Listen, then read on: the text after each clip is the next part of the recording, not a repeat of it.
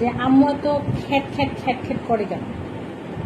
এখন বুঝি, এখন যখন নিজে দুইটা বাচ্চার মা হয়েছি এখন বুঝি মা কেন সারাদিন খ্যাট খ্যাট করে। বাচ্চা হওয়ার পরে তো মানুষের যে মেয়েদের স্পেশালি যে শারীরিক যে ক্ষয়গুলো হয় সেগুলো আসলে কোনোভাবে আর পূরণ হয় না। হ্যাঁ, আমি যে দেখেছি আমি এরকম ছিলাম না, আমার প্রথম বাচ্চার সময়ও কিন্তু আমি এরকম ছিলাম না। আমার সেকেন্ড বেবি হওয়ার পরে আমি যেই পরিমাণ খ্যাটা হয়ে গেছি, ইভেন আমি কোনো কথা নর্মালি বলতেই পারি না। মানে থাকে না অনেক সুন্দর করে সুন্দর একটা সিচুয়েশন আমি নষ্ট করে দিই। আমি এটা বুঝি আমি এটা খারাপ করতেছি, কিন্তু আমি এটা ইচ্ছে করি না। আমার হঠাৎ করে টেম্পারেচার বেড়ে যায়, মানে মেজাজের টেম্পারেচার বেড়ে যায়।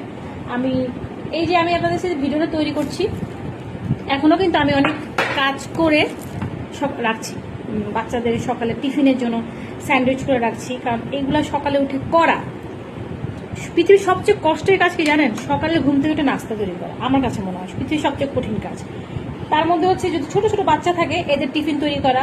আমার বাচ্চা নর্মালি একটু বাসা থেকে কিছু খেয়ে যায়, তো রিসেন্ট ও বাসার খাবারটা খুব একটা পছন্দ করে না, দ্যাটস ওয়াই একজন তাকে টিফিন প্রোভাইড করে। সো সে খুব ভালো ফুড তৈরি করে। তো আসল কথায় আসে এবার। তারপর আমি খাবার রেডি রাখি সবসময়, কারণ বাচ্চারা না খেয়ে বাসা থেকে যাবে, আমার হাজব্যান্ড বাসা থেকে না খেয়ে যাবে, মানে আমি ঘুমায় থাকবো, এই জিনিসটা আমি একদমই অ্যাকসেপ্ট করতে পারি না।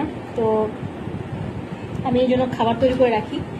তো এই জন্য আমার যেটা হয়, এই সকালে নাস্তার টেনশনে আমার ঘুম হয় না আরও বেশি। দ্যাটস ওয়াই দেখা যায় আমার মেজাজটা সারাদিন একদম উগ্র একটা মেজাজ থাকে। আমি পারলে সব কিছু উড়াই মারি, এমন একটা মেজাজ আমার, যেটা আমার কখনোই ছিল না আগে। সো এই কথাটা বলার কারণ, আপনার ওয়াইফের মেজাজ তো দেখেন, কিন্তু মেজাজের পিছনের কারণটা কিন্তু কখনো ফাইন্ড আউট করে দেখেছেন যে কেন সে এত মেজাজ? আমি রাতেরবেলা 8 থেকে 10 বার উঠি, কেউ বললে হয়তো বিশ্বাস করবো না, আমার পিঠি এত নড়াচড়া করে। তো আমি 8-10 বার উঠি, তো দেখা যায় আমার আবার সাউন্ডে খুব প্রবলেম, কেউ একটু পাশে নড়লেও আমি ঘুম ভেঙে যায়। দ্যাটস ওয়াই আমার ঘুম আরও বেশি সেন্সিটিভ হয়ে গেছে।